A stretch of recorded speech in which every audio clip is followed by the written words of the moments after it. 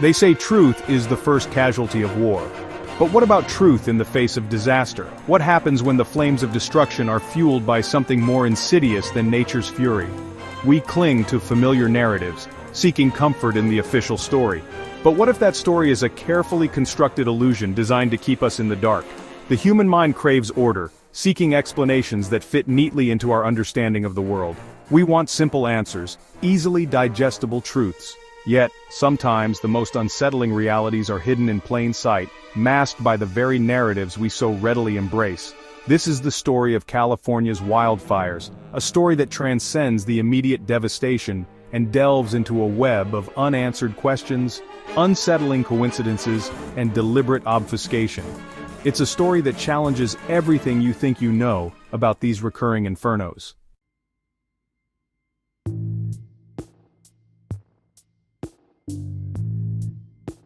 The images are seared into our collective memory, towering walls of flame consuming everything in their path, homes reduced to smoldering ash, families fleeing for their lives. This is the grim reality of California's wildfire season, a yearly dance with destruction that has become as predictable as the changing seasons. Each year the script plays out with eerie familiarity. News reports inundate us with images of charred landscapes, while experts offer the same tired explanations: drought, dry winds, and of course the ever-present specter of climate change. It's a narrative that's become as ingrained in our minds as the fear these fires evoke. But what if this narrative is just that, a story, crafted to placate the masses while obscuring a far more unsettling truth? What if the California wildfires are not merely a tragic act of nature, but a symptom of something far more sinister, a deliberate and calculated assault on the Golden State?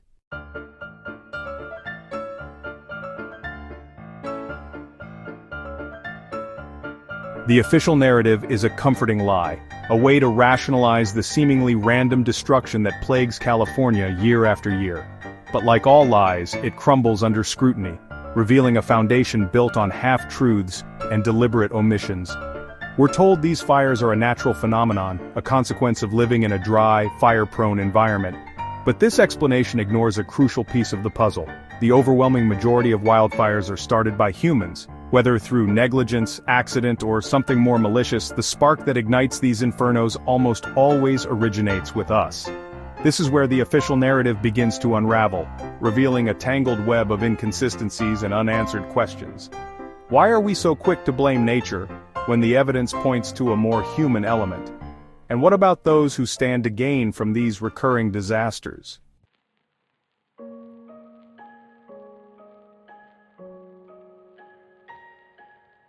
They tell us these fires are a fact of life in California, a tragic but inevitable consequence of its Mediterranean climate.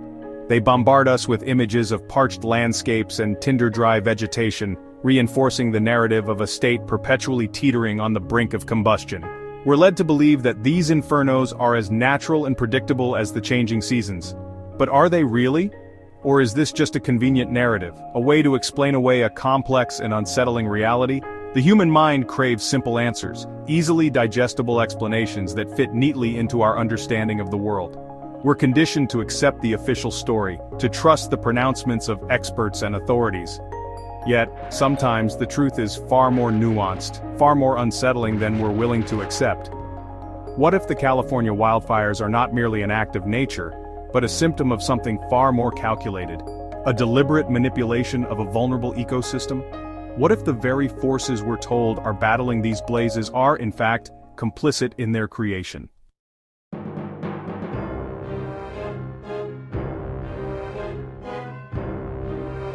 Section 2. The official narrative, a carefully constructed facade. The official narrative tells us California's hot, dry summers and strong winds create ideal wildfire conditions. Climate change exacerbates these conditions, leading to more frequent and intense wildfires.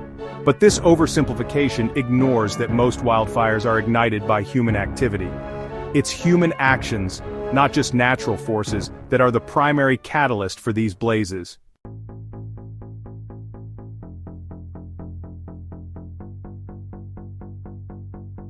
Section 3. Doubting the dogma, planting seeds of skepticism. The official narrative is comforting in its simplicity, but this narrative crumbles under scrutiny. It fails to explain the increasing frequency and intensity of these fires, and the often contradictory statements made by officials. Could it be that the very policies designed to prevent wildfires are actually making them worse? And could there be ulterior motives behind these policies? It's time to move beyond the simplistic explanations and delve deeper into the unsettling truths.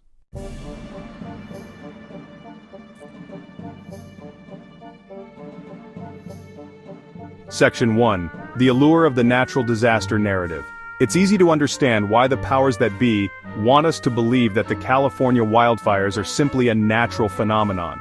It allows us to mourn the loss, rebuild, and move on, all without questioning the underlying systems that may be contributing to the problem. The narrative of the natural disaster is a powerful one. It evokes images of untamed forces, of nature's wrath unleashed upon an unsuspecting populace. But this narrative crumbles under scrutiny. Nearly 85% of wildfires in the United States are ignited by human activity. That's not Mother Nature, that's us.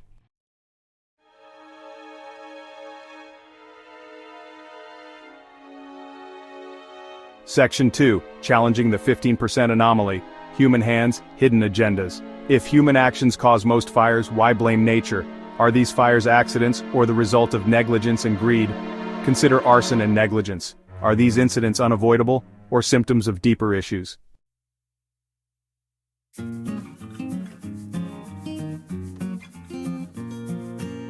Section 3. Beyond drought and winds. Seeking answers in the ashes. Drought and wind are factors, but they don't tell the whole story. These fires result from human choices and actions. Climate change is real, but it's not the only cause. We must demand answers and look beyond simplistic narratives. Who benefits from these fires? What are we willing to do to stop it?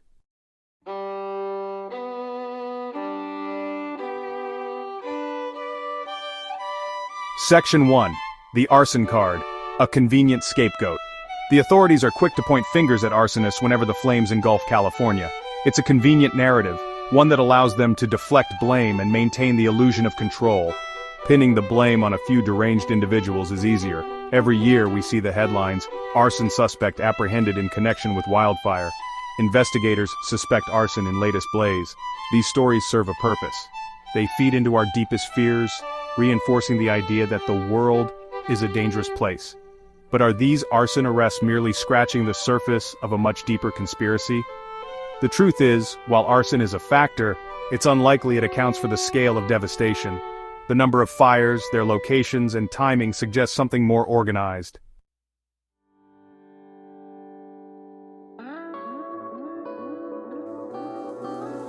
The specter of organized arson. Could a lone individual really possess the knowledge and resources to pull off such a feat? Or are we witnessing the work of a sophisticated network with a clear agenda? Rumors swirl on social media, whispers of shadowy organizations orchestrating these fires.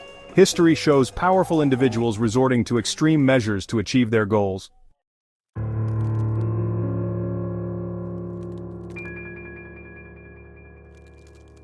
Section 3. Cui bono? Following the money trail of destruction. The Latin phrase cui bono translates to who benefits. It's a question we must ask ourselves. Behind every disaster there are those who profit. Who benefits from the California wildfires? The answer is complex. Construction companies, insurance firms, developers. Are we witnessing disaster capitalism? The truth is nuanced. But one thing is certain. The California wildfires are not simply an act of nature. They are the result of human choices. And until we confront that truth, the fires will continue to burn.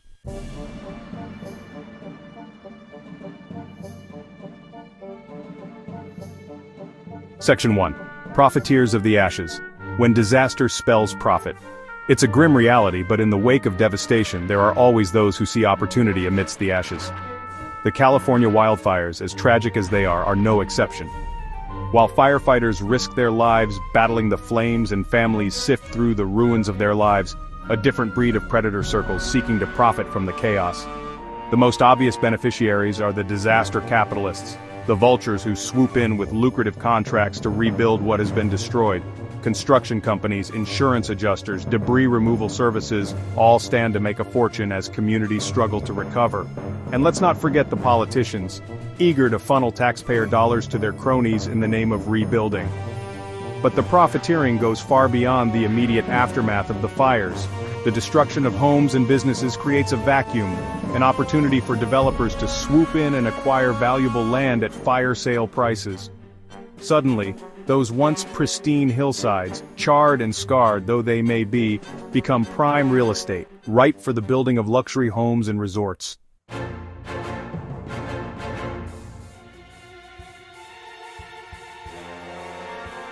Section 2. Land grabs and power plays, the dark side of rebuilding.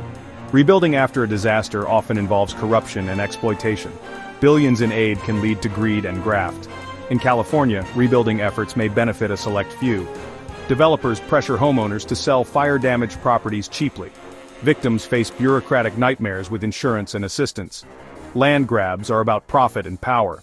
Developers gain influence over local governments. They shape communities with little regard for original residents.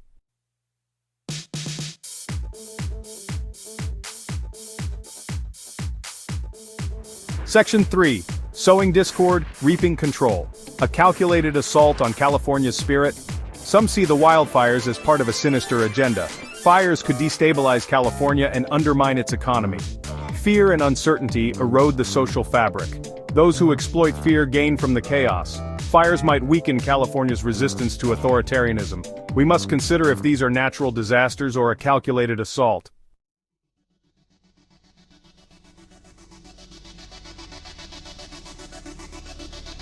Section 1. The President's words, prophecy or premeditation. Biden warned of climate change and natural disasters. His warnings now seem prescient after the wildfires. Was he a visionary, or was there a calculated narrative? Did he have knowledge of the imminent disaster? Some whisper he might have been complicit in the crisis.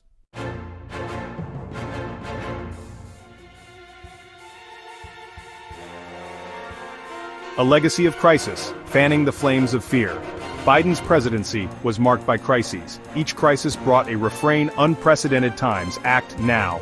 This created a sense of unease. The wildfires struck in this climate of fear. Was it a tragic coincidence or something deliberate? Did Biden create an environment where disaster thrived? Chaos and destruction became the norm. Was it intentional or a series of unfortunate events?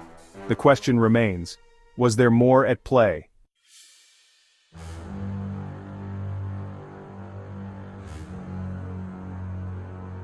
Connecting the dots. A pattern of convenient catastrophes. The wildfires were a tragedy and politically expedient. They deflected attention from Biden's faltering presidency. They reinforced a narrative of a world in crisis. Are we seeing a pattern of convenient catastrophes? These events consolidate power and silence dissent. The wildfires were not just natural. They resulted from human choices and actions. We must confront this truth to break the cycle.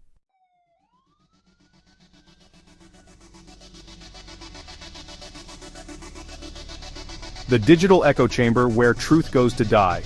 Social media was a lifeline and a minefield. It bred disinformation and blurred truth and fiction. Conspiracy theories flourished online. Grainy images and anonymous accounts spread fear. Was this digital chaos deliberate? Were powerful forces exploiting the chaos to control the narrative?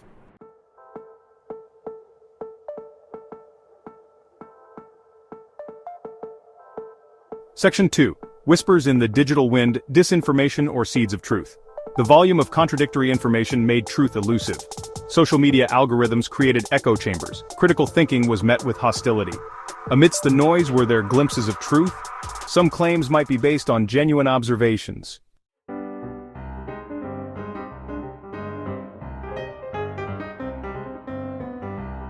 Section 3. Algorithmic agendas. Who's curating your reality? The wildfires exposed the dark side of the digital age. Social media platforms shape our reality. Algorithms amplify fear and conspiracy. Users become unwitting participants in digital manipulation. This creates a fractured society. Trust erodes and shared reality becomes elusive.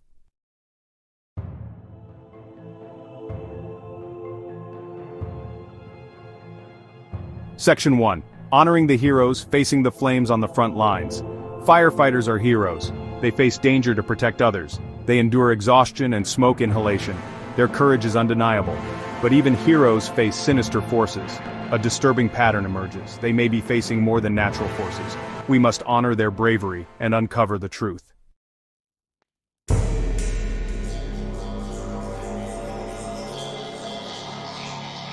Section 2. A sinister pattern when help becomes hindrance. Firefighters report deliberate efforts to hinder them. Roads blocked, equipment sabotaged, water sources cut off. Fires reignite mysteriously. Individuals appear to rekindle flames. Are they agents of chaos or a darker force?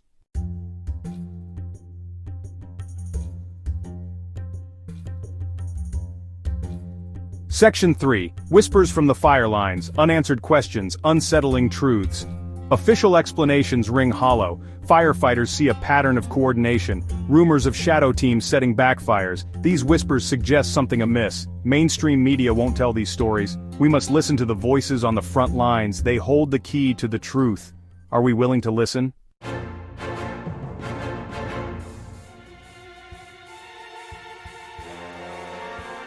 Section 1. The climate change mantra, a convenient scapegoat. Climate change is the go-to explanation for disasters. But for the wildfires, it's a convenient scapegoat. It deflects blame and silences dissent. The narrative is incomplete. It absolves us of responsibility. We ignore human actions, turning California into a tinderbox. We must ask hard questions about forest management. Powerful interests benefit from the status quo.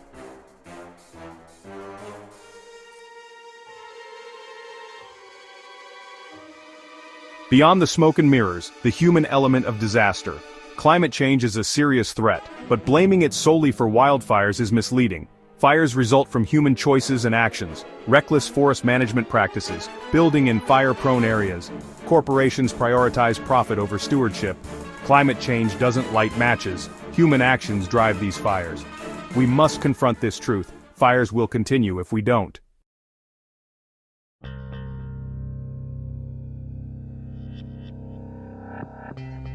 The illusion shattered, a fabric of lies. What if everything you thought you knew about the California wildfires was wrong? We are being lied to. The California wildfires are not simply a tragic act of nature. They are the product of human choices and actions. The official narrative is a carefully constructed illusion. We must reject this narrative and refuse to accept a future held hostage by forces beyond our control.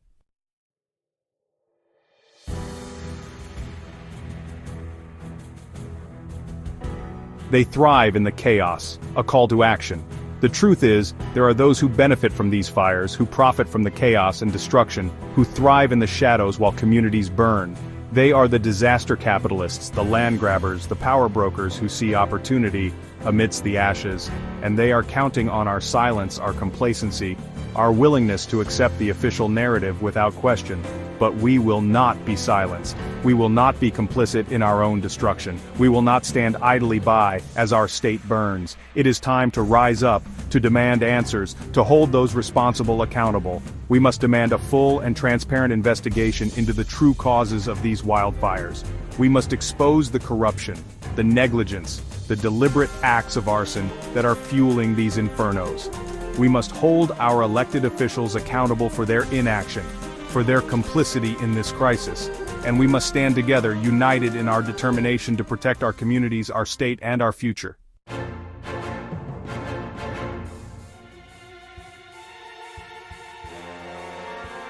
The truth is out there. Ignite your skepticism. The truth about the California wildfires is out there, buried beneath layers of propaganda, disinformation, and outright lies. But the truth has a way of surfacing, of revealing itself when we least expect it. And the more we question, the more we dig, the closer we get to uncovering the truth. Don't accept the official narrative at face value.